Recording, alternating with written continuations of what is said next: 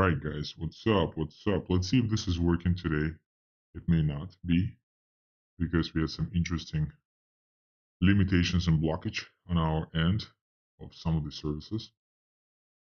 However, never say never. Let's see if you're able to properly fix it. Um, let me check. Let me check. Let me check. Uh-huh.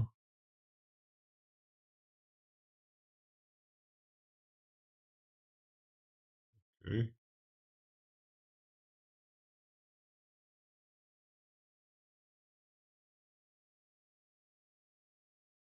Okay, we should be live. Okay, that's good.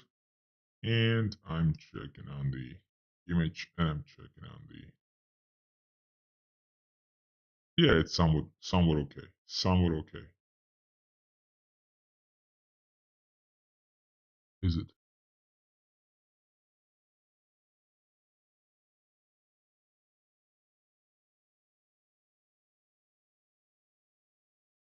Yeah, I think it's good. I think it's good enough. Okay. So um this quality is going to be 98% accurate. It does drop 1.5 to 2% of the times, some of the frames. That may include the frames and also some audio. We'll see. But it should be more or less stable. We are going to be trying to get some ways. Good morning, Lorenzo. We'll try to bring some ways, some workarounds around these limitations. um, yeah, and would be nice at some point of time to. I mean, censorship is needed to some extent, I guess, right? Like when we do, when people do some really really bad stuff, but who is to decide what stuff is bad stuff? Um, but overall, I've noticed some of the more anti agenda YouTubers, and I've been talking about crypto related. They just economics related in general. This one influencer in particular had 4 or 5, whatever, lots of channels. I think up to 10 channels on YouTube got banned, so he's slowly migrating to Rumble. And it's not about anti YouTube or anything. It's more like YouTube is doing its things, and Telegram now is also becoming more and more, you know, how to say, restricted. And we need to figure out a way at large regarding how we could communicate. And what's happening. So I'm not sure if you guys seen what happens on the in the stock market, but the stock market was down about 10%, S&P 500, within just a couple weeks.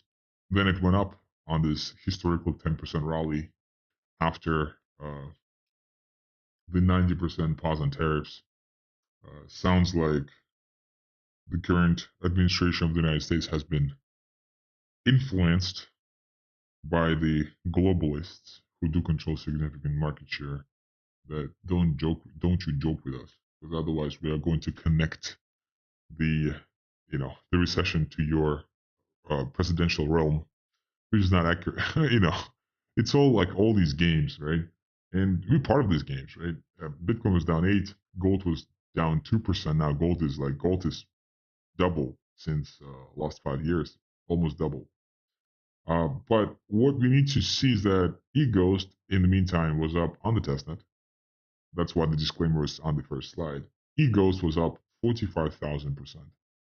I think it's now up 90,000%, maybe even more. So this is still outdated data. Yeah, sorry. I think sorry. Actually, sorry. I think I know what the answer is. The answer is so we're looking at this FATSO price here. Again, it's all testnet. Um, all of these tokens are not security their utility, but just describing the value, which is backed by the actual collaterals in different smart contracts. The FATSO value here is 1,382. So therefore, the price went up by 13. The price went up by 130,000% in like less than 3 weeks since we launched. All thanks to whales, all thanks to some council members. Definitely thanks to Ghosties and in general. You guys, make it all happen. This is a testnet, and the whole point here is just to try to see the dynamics of where we are, how we do it, learn learn how this protocol works. There are certain questions that we have ourselves regarding this protocol. We're trying to answer these questions. There are lots of features that are not introduced yet, specifically the most important feature of bonding that shall increase this backend. So while the price is $1,300, the backend is $30, it would be nice to raise it up. How to raise it? There are multiple ways how the treasurer of GhostDAO in a decentralized way is able to earn more funds, thus raise this backing. How? The first way is through LP, right? So it's called POL, protocol owned liquidity. When currently the pair of egos to die is controlled by the treasury, because at the initiation, when the pair was created, the LP tokens that have been generated have been donated to the treasury of GhostDAO on Sepolia. So currently, I would say 90%, probably more, maybe even 99% of all LP tokens are owned by the treasury. And therefore, every single time somebody trades, 0.3% goes to the treasury, thus increasing the treasury. Thus increasing the backing per FATSO, per eGhost. FATSO is the same thing as eGhost. So this number is slowly increasing. You don't see that much because we don't have that many trades yet, but it is increasing already. However, another way to also increase the backend is through bonds. What bonds will do is bonds will give you an idea, give you an opportunity to purchase FATSO at a discount. So today the FATSO is $1,382.58. Thanks to the real whales who pumped the shit out of it. Thank you so much, guys. Hope you made some money on this as well, on paper gains, I mean. But the bond will enable you to purchase FATSO at a discount. Let's assume 20% discount. So instead of $1,382, you'll be able to buy it, let's assume, at a price of $900 each token. So you can either go to the DEX and buy it on the DEX at a high price, or you can buy it with a discount from the treasury. When you buy it from the treasury, you significantly increase the backing. So these bonds will be introduced, I think, later today/tomorrow. We wanted to introduce it earlier, but we see that people are still playing with it, so we don't want to kind of, we don't want to interfere with it. Let users play, let users all enjoy it. And of course, it's beyond our expectations that, how we got here, because we don't have lots of features not introduced yet. We don't have the APY, we don't have the rebates, which happens every 8 hours. We don't have bonds. The bonds could be denominated in either LP tokens, which is a pair of eGhost/DAI, or the bonds can also be denominated just in DAI. And last time when we launched this GhostDAO, what happened was the price of eGhost went up to, I think, 3,500, maybe 5,000 per one token. However, I want to emphasize that when we launched it in February, March of 2022, which was 3 years ago, we had unlimited faucet for GDAI. So what could have happened, you could just go direct, like we even have the instructions, like you can find the instructions somewhere, like suppose a PDF instruction, not a web instructions. You can find them in the chat. They can scroll up to like 2022 in the main group, not in the whales, in the main group. And you could see that you could just go to a smart contract and claim as many DAIs as you want. So you're not claiming, right? Like today, in order to claim DAI, you have to have Sepolia ETH. That's a huge limitation, massive limitation. Where do you get the Sepolia ETH, right? You have to mine it somehow, somewhere, right? Like we have our faucet when, but it's like only distributing 0.01 Sepolia ETH, like what to do. So with like before, you could have just minted 100,000 DAI. You could have minted 1 million DAI. You didn't have to have any Sepolia ETH. You just go and mint it. You have to have a little bit of Sepolia for gas fee just to mint to yourself the GDAI, but it's like super minimal. Everything else was, you just mint unlimited DAI. And then you go ahead and pump if you want to pump. Today, And back then we were able to get to 3,500, I think up to 5,000 per token. Today with limitations, and limitations are quite significant. You can only get GDA, EPF, Sepolia, ETH, which is quite a limitation. We got to pretty much third of the way, like 1,300, and we didn't introduce any detail. Like back then, we got to 3,500 with everything, right? Like it was bonds, like staking, APY, our rebase, everything was there already. Here we don't even have it, and we're already third way through it. It just shows that the community became stronger. Thank you, Whales. Absolutely thank you, Whales, for this participation. Really, really appreciate it. And those of you guys who are not participating with GhostDAO, you should. So 2 things that you need to do. First of all, run a node. A node is not enough. Once you run a node, figure out how to run a node, become a validator. We don't have enough validators. We have 30 or so validators. That's not enough. We need to have validator nodes. I know lots of nodes are just there. Some of you guys just followed some instructions, whatever. Most of you not even watching this video, whatever. Most of you not in the chat. But if somehow you're able to watch this, or somehow you're able to join the chat, you need to become a validator. That's very important. Second thing, once you became a validator, you need to play with GhostDAO.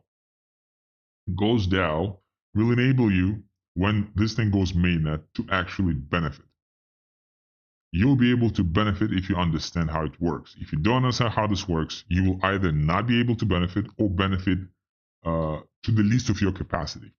So let's assume you could have, hypothetically, I'm not saying you would, but let's assume you could have, say, somehow generated 100x if you understood everything. If you don't understand this all, you may be up 2x. Maybe you will be up 0.1x.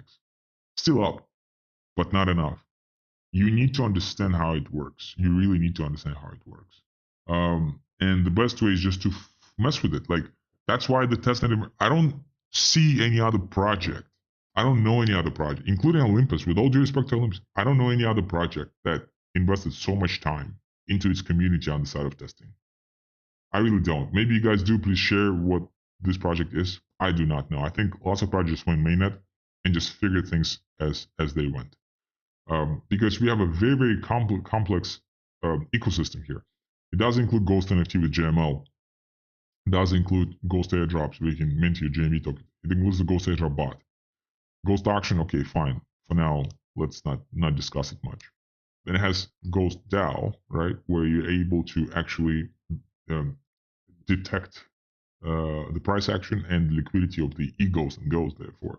And then you have the Ghost chain where you can stake it. So just for your reference, just so you know, whatever, like, what's the incentive for the validators to be validators? So remember how we said, like, the validators will be the only entity that receives the allocation. Nodes will not be receiving any allocation. Nodes won't. Only validator nodes will. That's important. Only validator nodes will receive allocation. Nodes will not receive anything. You need to be sealing blocks, finalizing blocks. Otherwise, it doesn't work. So if you are a validator node, you're going to get, let's assume, 1 Casper. The price of 1 Casper today, based on the testnet, is $6,000, almost $7,000. That's what you're going to fucking get. If this is not enough for the incentive, I don't know what is. And we're not done yet. This is not the, like, there's only, like, the index is only 4. The index is going to be a lot larger. This price, Ghost price, is comprised of factor multiplied by the index. That's how you do the thing. Lots of people ask, why do I need to run more than one node? Because you're going to get more than one. Like, you get each node, each validator node will get one of these. That's your, I mean, if you don't see it, I cannot help you. Like, I'm more and more realizing how much we're giving away. And more I'm realizing, like, if somebody doesn't see the, like, I don't want to be persuaded. Like, I'm kind of, my convincing limitation is getting to the end, because I see myself how amazing this thing is, how thought through, the tokenomics is without diluting anybody, how it's like very much meritocracy based. And I'm sorry. And not only that, let's assume you want to become a validator down the road. How to become a validator down the road? That's going to be, somewhat limiting potentially, right? Like, especially if the price is going to grow to these highs on, say, Ethereum, right? So this on Sepolia, right? So In order for you to become a validator, let's assume one ghost is the price. Like you have to invest $6,000. That's a lot of money. That's a lot of money. And this price is not genuine. Is not driven by. This price is not driven by, by the team, right? And this permissioned nature is not, driven by, some like it's a community driven freaking project. The community decided to pump egos, so the price is pumped. So then, how can we attract new validators? Easy. We do another chain. The new chain starts with $1, right? This here was $1 2 weeks ago, or 3 weeks ago, whatever. It was $1, $1. So when we start a new chain, so it goes down Ethereum, keeps going, then goes down Polygon. If you want to be validated, go and buy the fucking thing at $1, right? Swap it, because the FATSA will be $1, Ghost will be $1, Index will be $1, Index will be 1. So therefore, you have a chance to just buy it cheap and become a validator on the Ghost chain. Because once you are validated on the Ghost chain, you're receiving transactional fees. You're also receiving some bridging fees. Very, very, very, very, very important, right? You share those with the council as a validator. So, if this is not exciting, I don't know what it's like, to be honest. But we give so much out, and we give this in such transparent fashion ahead of the game. Because I know for sure what's going to happen is lots of these node operators will come. Oh, how come I didn't get the distribution? They will completely miss the fact that almost all of them, by the way, have enough Casper to become validators. They just didn't even check it. They just didn't give a shit. And that's gonna be a pity. But we do have a new plan that we discussed yesterday with the council. We'll see if the council reacts to that plan regarding onboarding new validated nodes so the council can essentially protect themselves against potential takeover by the whales, by some more or less aggressive whales. So we'll see if the council reacts.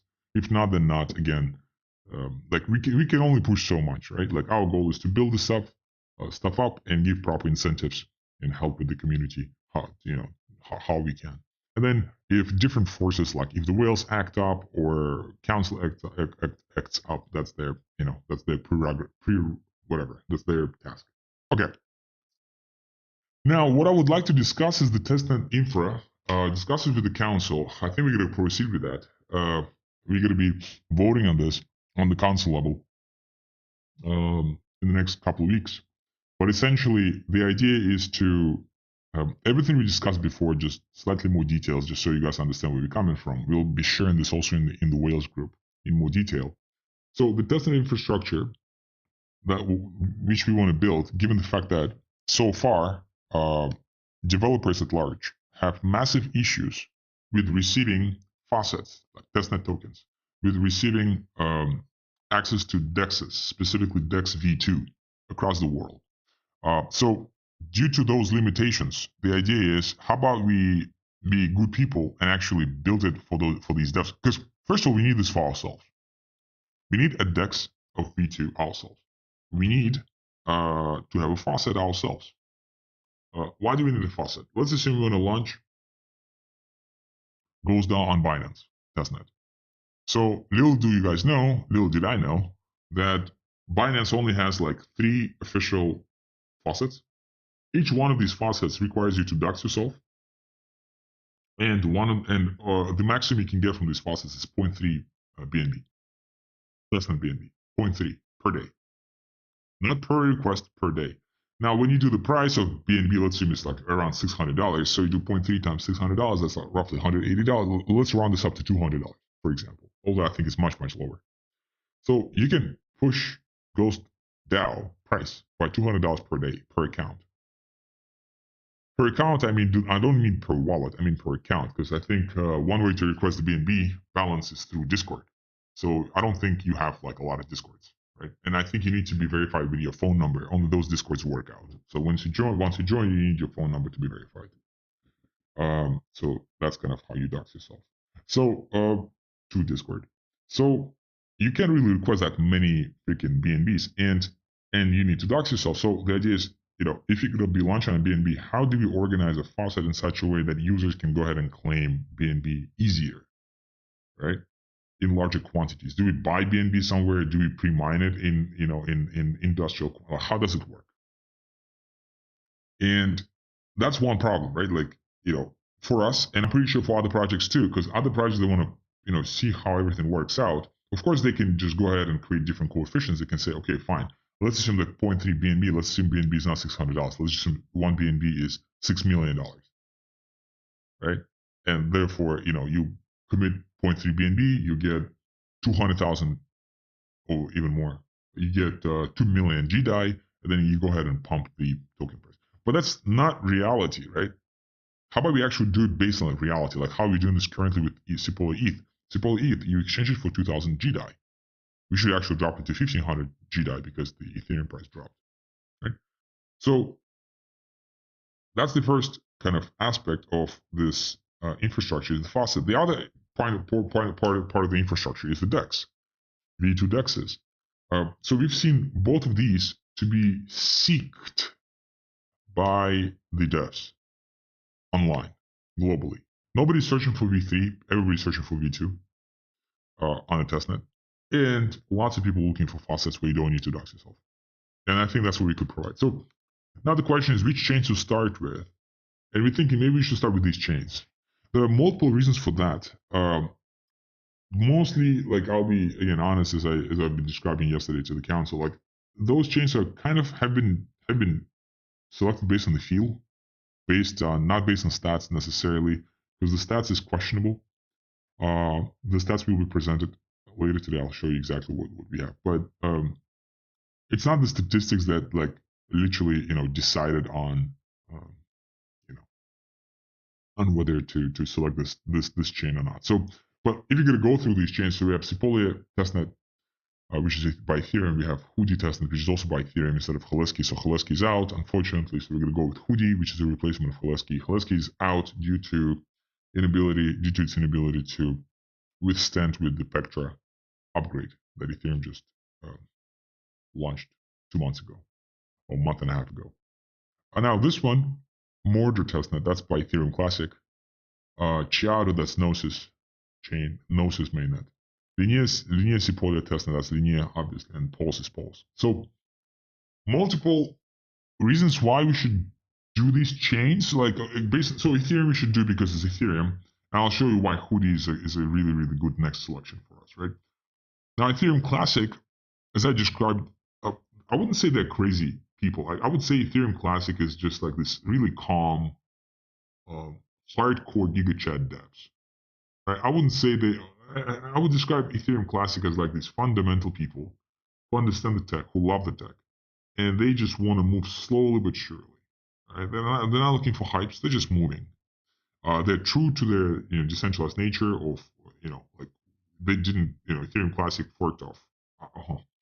Ethereum Classic is the original chain, right? Like which Ethereum forked off due to this DAO incident back in I think 2016 or 2015. So because of that, it's a nice combo of true GigaChat devs who can maybe at some point in time participate with the ecosystem by running nodes, participating with the Ghost DAO. We are live on Ethereum Classic with Ghost NFT, and the instructions for us to be listed on infrastructure pages and stuff like that were extremely straightforward, very open source, very helpful. They were not overly helpful, but they were very helpful. Like they didn't say, "Oh, do this," they didn't jump out of their pants to help us, but they were they were diligently responsive. I would say more responsive than Ethereum. How do we know that? Because for Ethereum, when we did the EIP filing for the ERC 721 Envious standard, it took us, I think 6 or 7 months to get approved. Now, for Ethereum Classic, the response rate was extremely fast, very fast. Now, Gnosis. So Gnosis, also pretty hardcore people. I would define them as more crazy than Ethereum Classic people. They're still very calm. I would still describe them as GigaChats. Talking to them was nothing short of pleasuresome. They were the community essentially manager, right? Like that we spoke to, the first one was slightly less helpful. The second was slightly more helpful, but they were both helpful. Like I cannot say that that they ever told us to go fuck ourselves. Like other chains, like many other chains did. Say Avalanche or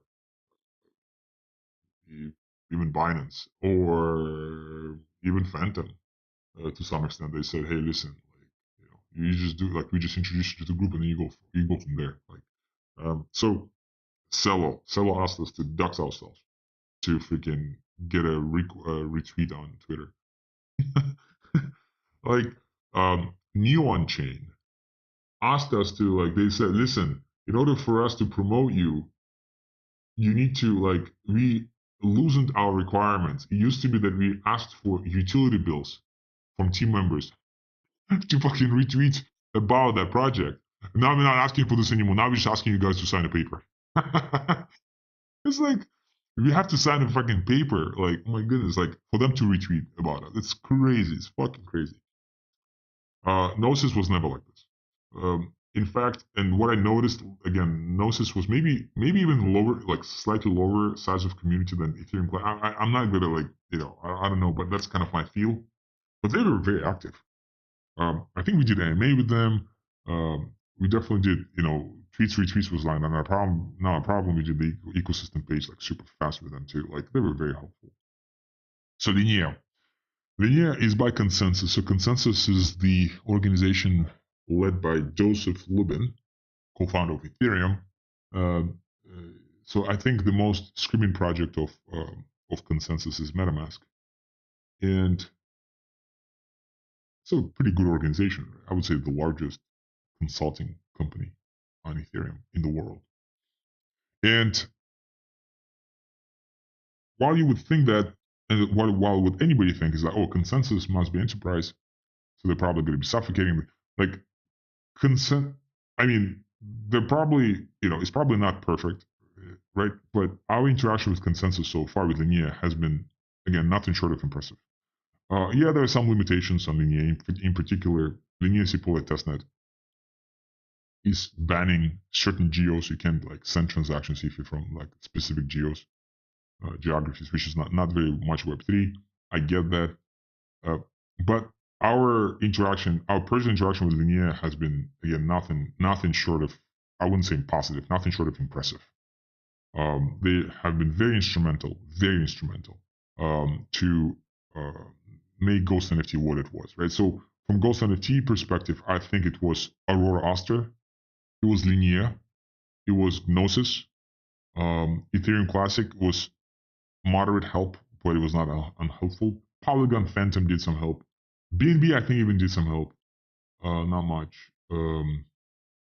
Even Avalanche did something, but like maybe I think they like retweeted. I think they liked our retweet or something like some shit like this. Um, yeah, something like that. So like we had quite a number of chains who actually helped. The project by consensus or around consensus that was not very helpful was this chain, uh, which is proof of authority chain. I keep forgetting. That was not very helpful.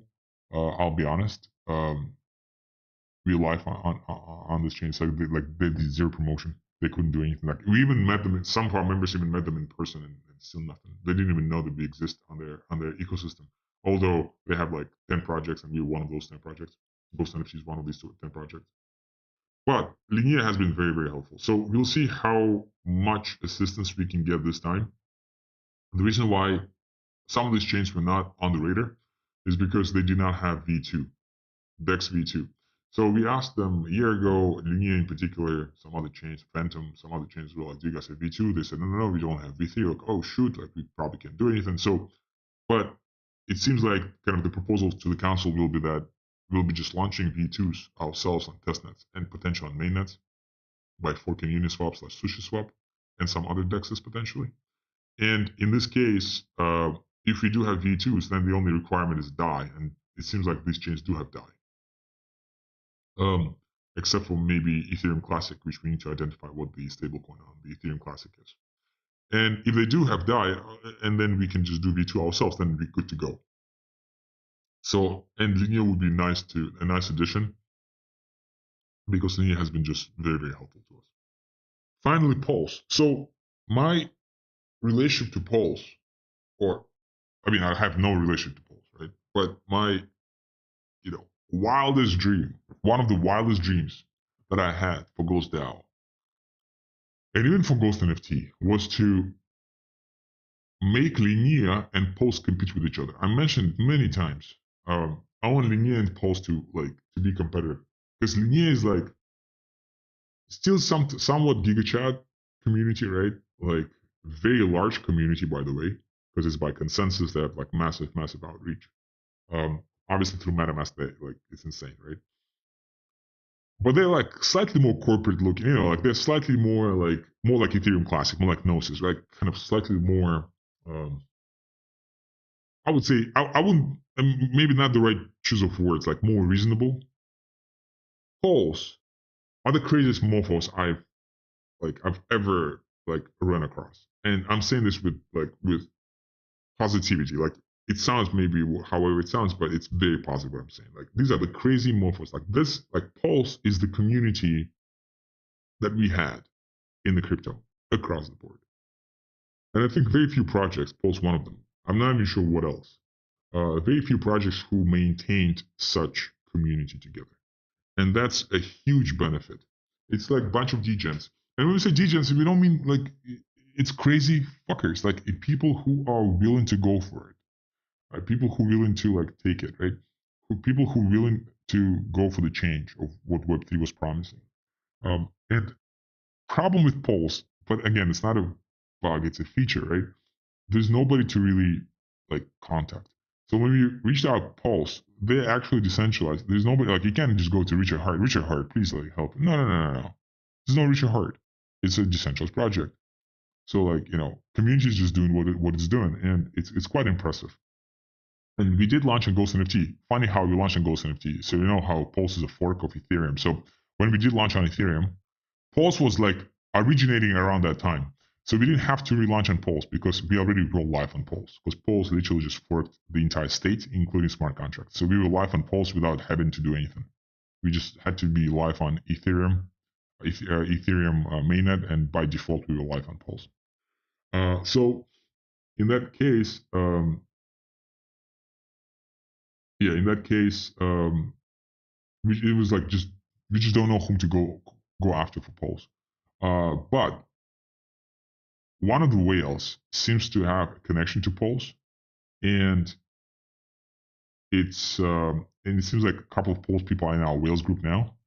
And it would be very, very nice for us to, I think we have a call on Tuesday with the Pulse influencers. There's no such thing as Pulse team, because there's no team. It's more like just members of Pulse community. So we're having a call with them on Tuesday, schedules already, to discuss the launches of Ghost DAO mainnet / testnets. But yeah, so essentially, I think this is the list of 6 testnets for us to be live with Ghost DAO. Yesterday there was a great question from one of the members of the council, going like this: if we are to be live with Ghost DAO on Binance mainnet, or Polygon mainnet, or Phantom mainnet, do we need to be also live on the testnets? And the answer is yes. Most likely yes. So those 6 testnets that you guys see right now, that's just the beginning. That's the beginning of the infrastructure, right? So if we are to build a testnet infrastructure, we have to have a testnet infrastructure on all of these blockchains, all of these testnets therefore. And the problem is, when the testnets get relaunched, then we also need to relaunch the Ghost DAO from scratch on these testnets, right? So it's lots of maintenance issues and stuff. Quick example, Haleski, right? So Haleski was a good testnet for some time, not for a long time, but for some time. Imagine we launched Ghost DAO on Haleski, and then Haleski is going to be deprecated this fall because it was not able to withstand with the Pectra upgrade. So now we have to move to Hudi and do everything from scratch. We cannot just migrate the state of Ghost DAO. We have to literally do it from scratch. The price is $1 again, blah blah, everything. So it doesn't happen with mainnets, but testnets it does happen, right? Because lots of testnets get deprecated. Cipolli will be deprecated in 2026. right? Linea Cipolla may also get deprecated in 2026, therefore, and maybe Linea will launch also like Linea Hoodie testnet, whatever, or Linea Ephemery testnet. Chiado testnet is a fork of Cipolla, so Chiado may also get deprecated in favor of Hoodie testnet, right? So like it's lots of management, maintenance on the back end for all these things to maintain faucets and blah blah. And then when a new testnet appears, then there's a new faucet. Then we have to pre-mine huge quantities of of the native coin to then just redistribute to you guys, right? So it's pretty intensive. It's pretty intensive. And Dexes will need to redeploy. We'll need to redeploy GDIs and like everything. Like we'll need to add stuff to the user interfaces. It's a lot of management stuff. It's a lot of maintenance stuff. So we started with those 6, and then we'll expand. So that's the TVL of this chain so far. That's why they were picked based on the field. So Ethereum is in millions of dollars. So that's sorry, that's not TVL. That's market cap. Yeah, that's the wrong name here. It's market cap in millions of dollars. So this is 188 billion. This is 2 billion, 2.2 billion Ethereum Classic. Pulse is 340 million market cap. Gnosis 260 million market cap. Linea does not have market cap. They're not trading. I think again that's a feature, not a bug, that they don't trade publicly. Now we have the DEX V2 specifically, V2 DEX universe. So on the mainnet, so Uniswap and SushiSwap on Ethereum are pretty prevalent. That's V2s, right? So they have pretty significant TVLs here, 800 million and 72 million respectively. Ethereum Classic has something called ETC Swap, which is just a fork of V2. The interface, everything is identical. It's literally just a different name, and we're gonna do the same thing. So that's how you know that these guys are GigaChats. So they have 0.01 mil, which is like $10,000 liquidity. Not good, not great. Gnosis Linea have the Sushi swaps. So Linea has a pretty weak volume of Sushi V2. They're mostly V3. That's how we know the Linea is slightly more corporate, since it's more for V3. Gnosis, on the other hand, has 650,000 on Sushi swap V2. Pulse, right? What is Pulse? Pulse is being like consistently fucking suffocated by everybody, literally. These guys manage, again, I'm not sure if that statistic is true. It seems like it is true based on DeFi Llama. 47 million of TVL on PulseX. V2. V2, not V3, V2. It's insane. It's comparable to Sushi on Ethereum, like talking about Pulse, right? Like there are lots of that's what you get to learn. Like all these like fucking Solanas of the world and USDC and USDT of the world. It's like, oh, they're always in the press. Pulse, nowhere to be fucking found. Nowhere to be found. If you scan through the news, nothing. Yet 47 million, which is comparable to Sushi, that's very good. And I hope that we have some other chains that are also underlooked. I'm not sure what they are. They're also underlooked. They also has actual community and actual activity on this with this community. Now, maybe the final streak, the final slide here. I think. Let me see if that's the final or not. Regarding, it's not the final. So regarding faucets. So on the faucets, so the idea again is we go for the price, right? So Cipolla Hoodie, that's Ethereum. So is Linea Cipolla, that's Ethereum, right? So Linea doesn't have the native coin or token. They just do Ethereum. They just bridge Ethereum. So it's $1,500 per Ethereum right now. Now with Ethereum Classic, the price per Ethereum per one ETC is $15. Price per one Chiado is $100, whatever. Problem is Pulse. Problem with Pulse is Pulse price is like 0.00 whatever, because they have like this huge supply or whatever. Okay. What's the problem? When we mint, this is regarding their native faucets. When we mint on their native faucets, not our faucet, not Ghost faucet, but their native faucet respectively. Mint per hour roughly, estimated roughly. It could be greater, it could be less, depends on activity, blah blah. But overall, on average, as an estimate, Cipolla you can mint 0.2 tokens per hour. When we multiply this by 1,500, that's $300 per hour. Right? So a user can mint $300 per hour of value and therefore pump it into GhostDAO. That's why Hoodie could be the next good choice. Why? Because you can mint so many more. You can do at this point of time 2 tokens per hour, same price, so 3,000. So you can pump. It's just easier to mint, easier to pump GhostDAO therefore easier to create arbitrage, therefore easier to test everything, right? Unfortunately, that's what we need to figure out. Maybe reach out to those teams and like figure out like maybe there's some alternative testnets. Ethereum Classic 0.2 tokens per hour, but the price is 15, so therefore it's just $3 per hour. Chiado 0.04, so it's not, you can't mint it. You can request one GNL and one XDAT per day at a price. So therefore, when you divide this by 24 hours, it's roughly 0.04. Multiply this by 100, so roughly $4 per hour. Now, with a good thing about Chiado, I think you can ask for these tokens from like multiple wallets. So that's something yet to be tested. So you can have like 100 wallets and just request 100 of these per hour. So therefore, you instead of $400, instead of $4 times 400 per $400 per hour. So it's comparable to Sepolia. So that's good, right? So that's yet to be found. So maybe we can essentially just do our own faucet there. Now, Linea Sepolia. So there's no good faucet for Linea Sepolia.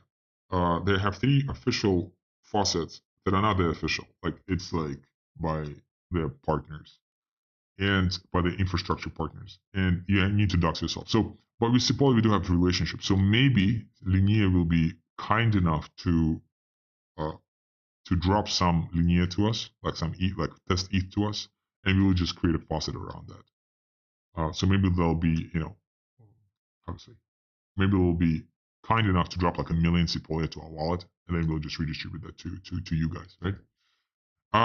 Problem with Pulse.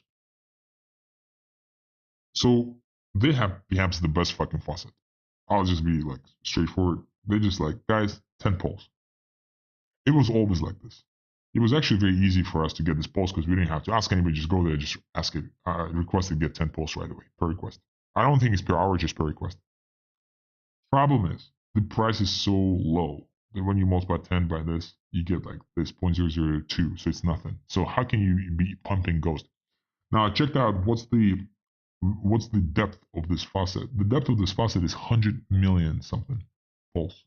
When you multiply 100 million Pulse by this price, you get $2,000 worth of Pulse, not per hour, total. $2,000 total. So while I can get Hoodie $3,000 per hour, if I essentially extract every single piece of, like every single pulse, every single test pulse, they call it TPLS, right? So test pulse. If I request every single TPLS from the faucet, I'll be able to get $2,000 worth of value. That's it. So we either need to change the coefficient, like assume that the price is $1 or something, or like we need to do something around this, or we just need to ask the team again, like maybe there's a better faucet somewhere. Well, not the team, but the community, maybe there's a better faucet like with more pulse. So that's something that we need to figure out for Pulse in particular regarding the faucets. All the others, like Linea, I think we'll be able to request it. Chiado, I think we'll be able to game it to some extent. Mortar, as far as Ethereum Classic, yeah, we also need to figure something out with them. So far, Sepolia, Hood, and Chiado look okay. Mortar, we need to figure it out. Linea, we need to ask. And Pulse, we need to figure out. RPC distribution. So on the RPC endpoints, which is essentially how easy will this be to connect to these chains through your MetaMasks. So we do have some RPCs, but nothing excessive, right? So you're looking for the match. So if it's 11 here and 3 here, just go for 3. Like you're going for the minimum. So 2 and 0 here, so 0. So 0 good RPC endpoints. Mortar, 0 good RPC endpoints. Chiado, 3 RPC endpoints. Same as Sepolia, which is quite exciting for Gnosis. Linea Sepolia 2 and Pulse 2. So what may happen, we're not going to be investing much into the infrastructure yet, but what may happen is we may now launch how we launch, and then if GhostDAO is getting good traffic, etc., we may need to ask the Whales community, maybe the council, to run nodes of each of these testnets, and then therefore each of these mainnets, and then just actually build a properly, completely, purely independent infrastructure where somebody's running a Mortar node, somebody's running a Chiado node, somebody's running Ethereum Classic node, somebody's running Ethereum node, and they're giving us the RPC endpoints so that our dApps, GhostDAO, the Ghost Bridge, Ghost NFT can be connecting to these blockchains through those RPC endpoints, through those independent nodes. So that's an interesting thing. Final stablecoins. So I need to do more research, Frax, on these chains. But DAI, we do have Ethereum, we have Gnosis, we have Pulse. Ethereum Classic, I need to figure out what the stablecoin is on the mainnet. Linea, I also need to figure out what the stablecoin is. It seems like it's DAI. They call it breached DAI. So if it happens, if it exists, it exists. If it doesn't exist, it doesn't exist. But better to exist. And that's pretty much it. So what goes beyond the selection of which chains to go live on is on the mainnets. Do we have V2? On the mainnets, do we have like a good stablecoin like DAI, like decentralized stablecoin DAI or Frax? And do they have good RPC endpoints? However, if you do scale properly, we only need to, for the most part, figure out if these blockchains have good stablecoins. Because RPC endpoints we'll be able to figure out, DEXs will be able to launch ourselves. So then the only question is the stablecoin. So Sab is asking, will all the testnet tokens used in the DAO fund the Ghost faucet like we're doing with Sepolia ETH? Most likely, yes. I mean, it's not like the plan. It's not like a plan like this, but yeah, the idea is to circulate it. And maybe, I mean, if you had to redo it, maybe we're going to be creative. Like, let's assume today, I think we have 200 something Sepolia ETH collected from Ghost DAO thanks to all the whales. And we only distributing 0.01 Sepolia per request, which is like pathetic, right?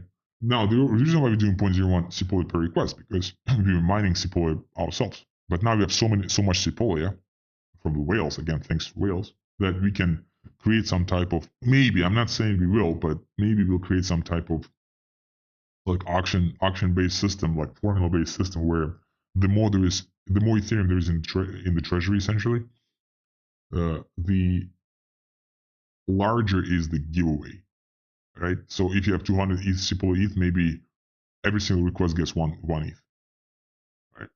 If it drops, then like, okay, now it's like half ETH, and then like it drops more, then it's 0.05 ETH. And that way, what we achieve is, at the end of the day, we need to do faucets and we need to do DEXs to generate traffic.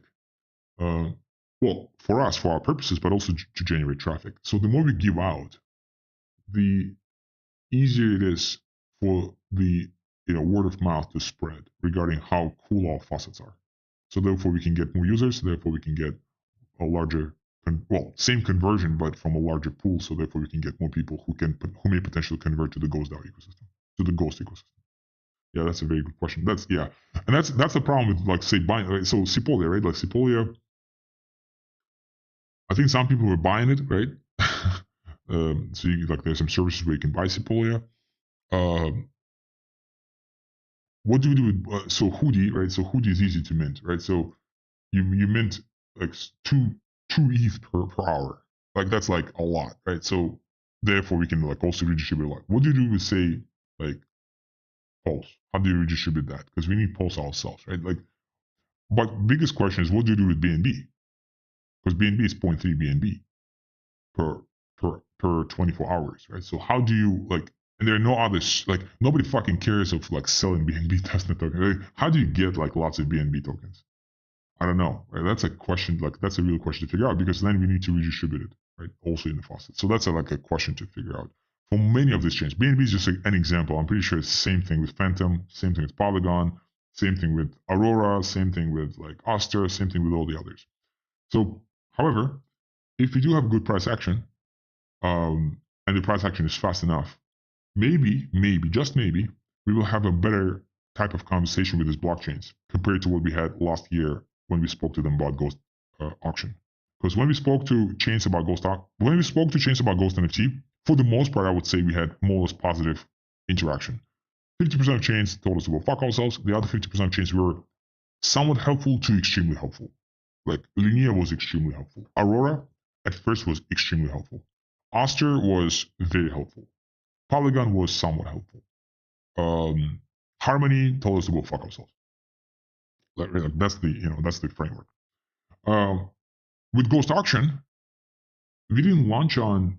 Well, we wanted to go Linea, we wanted to go Mint, this like upcoming chain that is like around NFTs, and we did Sepolia. So we did run auction by Neon Chain, which is about NFTs, by Mint Chain, which is about NFTs, by even Linea. Like we didn't get any freaking we didn't get like lots of positivity as we did with Ghost NFT. And Ghost Auction was a better product. It's a decentralized NFT marketplace. Way better product, way more wholesome. But I think at that point of time, VCs just pulled funding, and that's why they were not very responsive. With Ghost DAO, though, the price action is there. The price action is clear, and it's very much focused on one token, which is Fatso eGhost, right? So it's easy to see. And I hope that that fact will help us open doors easier this way with this dApp for all the testnets and therefore for the mainnets. So all we need to show is like launch on those 6 testnets, maybe even 4 tests, maybe even 3 testnets, maybe do the bridging, demo the whole interaction. And if people like that interaction, scale to testnets fast, like super fast. Therefore, have all these conversations prepared before we introduce bridging, and then potentially rapidly migrate to mainnets. It all will depend on the adoption. It all will depend on the response. If the response is overly positive with actual actions after that, like I don't want like, oh yeah, it's so great, like it's such a great product, and then we say, okay, can you do something about it? No, we won't. But it's a good product. Okay, that's a bad response. That's not a positive response. That's a bullshit response. A positive response is, that's a great product. We have 400,000 users. Like Linia said, we have 400,000 users for Ghost NFT, and they delivered on that. I mean, we didn't get 400,000 users, but I think they showcased it to 400,000 users, and we got a lot of users. And then those users brought more users, like because we had this like good referral, on-chain referral mechanism. So for change, right? Or like, yeah, Ghost DAO is a great product. Let us retweet you. Oh, Ghost DAO is a great product. Let us give you a grant. Oh, Ghost DAO is a great product. Let's give you this like custom RPC endpoint. Oh, Ghost DAO is a great product. Let us give you, I don't know, 1 million, whatever, native token on testnet so you can, distribute this on the faucets, stuff like that. All right. So on this note, I think lots of exciting stuff is happening. My voice is, may sound a little bit, tiresome because we just have so much stuff to do. But you guys will see. It's like it's coming around for sure. Thanks for all your support, all your help. Bring more whales. Let's do this. See you guys next week. Have a good one. Bye bye.